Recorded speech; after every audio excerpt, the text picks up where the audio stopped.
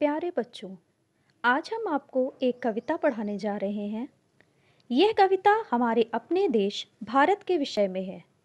इस कविता में बताया गया है कि भारत की सुंदरता एक साथ मिलजुल कर रहने में है।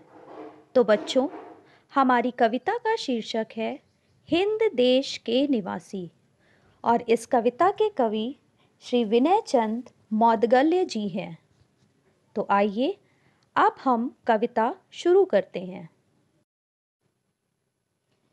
हिंद देश के निवासी सभी जन एक हैं, रंग रूप वेश भाषा चाहे अनेक हैं। बच्चों, क्या आपको पता है कि भारत को हिंद या हिंदुस्तान के नाम से भी जाना जाता है? तो इन पंक्तियों अर्थात हिंद देश के निवासी सभी जन एक हैं, इसमें कवि कहते हैं कि हिंद यानी भारत में रहने वाले सभी लोग एक समान हैं, चाहे हमारा रंग रूप अलग हो, मतलब कोई गोरा हो या कोई काला हो, हमारी वेशभूषा अर्थात पहनावा या पोशाक अलग हो, और चाहे हमारी भाषा भी अलग अलग हो, फिर भी हम सब हिंद में निवास करने वाले यानी हम सब भारत देश में रहने वाले भारतीय ही हैं। बेला गुलाब जूही चंपा चमेली प्यारे प्यारे फूल गूथे माला में एक हैं। इन पंक्तियों में कवि कहते हैं कि हमारी प्रकृति में अनेक प्रकार के फूल धरती की शोभा को बढ़ाते हैं, जैसे बेला, गुलाब, जूही, चंपा, चमेली आदि। ये सभी फूल देखने में तो सुंदर होते ही हैं, साथ साथ ये अपनी सुगंध से हमारे आसपास के वातावरण को भी महका देते हैं। कवि कहते हैं, जब ये सभी फूल एक धागे में गूंथे अर्थात पिरोए जाते हैं तो एक सुंदर सी माला बनकर तैयार हो जाती है। इसी प्रकार हमारे देश के विभिन्न राज्यों के लोग अपनी संस्कृति, अपने त्योहार को एक साथ मनाकर अपने देश को और भी सुंदर बनाते हैं। कोयल की कूक प्यारी, पपीहे की टेर न्यारी, गा रही तराना बुलबुल, राग मगर एक है। इन पंक्तियों में कवि कहते हैं कि कोयल की कूक प्यारी अर्थात कोयल की बोली सबसे अलग, सबसे प्यारी होती है। जब कोयल सुबह सुबह कूकती है तो उसकी बोली हमें बहुत अच्छी लगती है। इसी प्रकार पपीहे की टेर अर्थात पपीहे का भी पी पी करके ऊंची आवाज में गाना बहुत अच्छा लगता है। इसके अलावा बुलबुल की आवाज भी मन को भाने वाली होती है, मतलब मन को बहुत अच्छी लगने वाली होती है। बुलबुल भी अपनी आवाज में एक सुरीला गाना गा रही है। भले ही इन तीनों की आवाज अलग अलग हो, पर ऐसा लग रहा है कि ये तीनों मिलकर एक विशेष गीत हमारे लिए गा रही हैं। और पता है वह गीत क्या है? वह गीत है कि हिंद देश के निवासी सभी जन एक हैं। गंगा यमुना ब्रह्मपुत्र कृष्णा कावेरी, जाकर मिल गई सागर में, हुई सब एक हैं। इन पंक्तियों में कवि कहते हैं कि जिस प्रकार हमारे देश में बहुत सी बड़ी व छोटी नदियां हैं, जैसे गंगा, यमुना, ब्रह्मपुत्र, कृष्णा, कावेरी आदि, ये सभी नदियां वैसे तो बहुत बड़ी बड़ी हैं, किंतु जब ये सागर में जाकर मिल जाती हैं तो ये सभी एक हो जाती हैं, मतलब हम उन्हें अलग अलग पहचान नहीं सकते।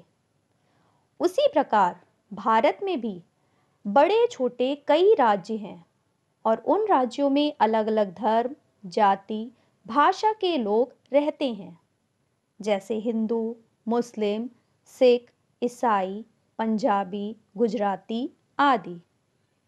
किंतु ये सब देश में जब एक साथ मिलकर रहते हैं तो वे भारत के निवासी मतलब भारतीय कहलाते हैं। तो बच्चों, इस कविता के द्वारा कवि यही कहते हैं कि हमारा देश अनेकता में एकता की मिसाल है। यहाँ के लोग, यहाँ की नदियाँ, यहाँ तक कि पशु पक्षी भी यही संदेश देते हैं। बच्चों, अब मैं आपको यह कविता गाकर सुनाऊंगी और आप सब भी मेरे साथ गाने का और कविता को याद करने का प्रयास करिएगा। हिंद देश के निवासी सभी जन एक हैं, रंग रूप वेश भाषा चाहे अनेक हैं। हिंद देश के निवासी सभी जन एक हैं, रंग रूप वेश भाषा चाहे अनेक हैं।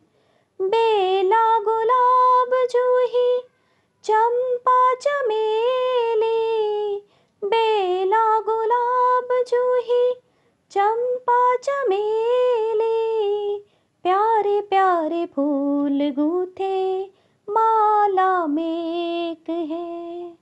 प्यारे प्यारे फूल गूथे माला में एक है। हिंद देश के निवासी सभी जन एक है, रंग रूप वेश भाषा चाहे अनेक है।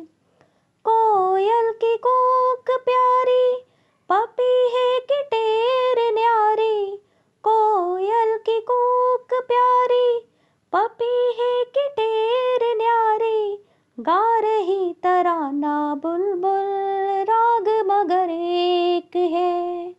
गा रही तराना बुलबुल राग मगर एक है।